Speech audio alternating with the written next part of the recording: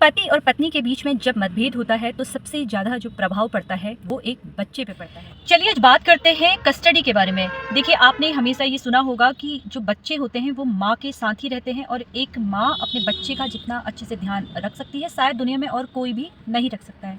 लेकिन क्या एक पिता भी अपने बच्चों का ध्यान रख सकता है? क्या एक पिता को भी अपने बच्चे को रखने का अधिकार होता है? देखिए, अगर कोर्ट में किसी भी प्रकार से कोई मामला आता है जहाँ पर पति और पत्नी के बीच में तलाक हो जाता है या तलाक की जैसी स्थिति है, अब ऐसी स्थिति में सबसे ज़्यादा जो फ़र्क पड़ता है वो एक बच्चे को पड़ता है।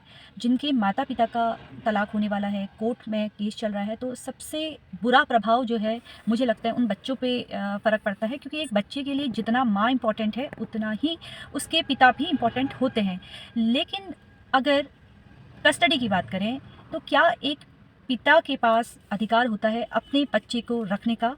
जी हाँ, कुछ ऐसे ही मैं आपको सिचुएशन बताऊंगी जहाँ पर एक पिता के पास पूरा अधिकार होता है कि वो अपने बच्चों को रख सकता है। सबसे पहले, अगर माँ का किसी अन्य व्यक्ति के साथ रिलेशन है, वो उस व्यक्ति के साथ रहने लग गई है, ऐसी स्थिति में कस्टडी पिता के पास होती है कि पिता को कस्टडी मिल जाती है आसानी से। दूसरी सिचुएशन, अगर पत्नी घर छोड़ के चली गई है, उस सिचुएशन में भी पिता का पूरा अधिकार है अपने बच्चे की कस्टडी रखने का। चलिए अब बात करते हैं तीसरी सिचुएशन, अगर पत्नी किसी भी प्रकार से या आंशिक रूप से मानसिक रोगी है, यानी कि वो मंद बुद्धि है, ऐसी स्थिति में भी पिता कस्टडी की मांग कर सकता है।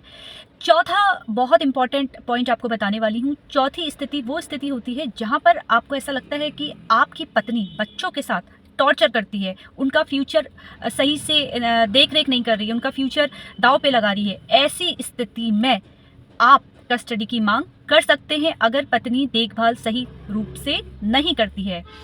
और सबसे लास्ट आपको बताऊंगी, अगर बच्चा खुद चाहता है कि वो आपके साथ रहे, आपके पास रहे, क्योंकि वो आपको ज़्यादा पसंद करता है, ऐसी सिचुएशन में भी कस्टडी पिता के पास हो जाती है।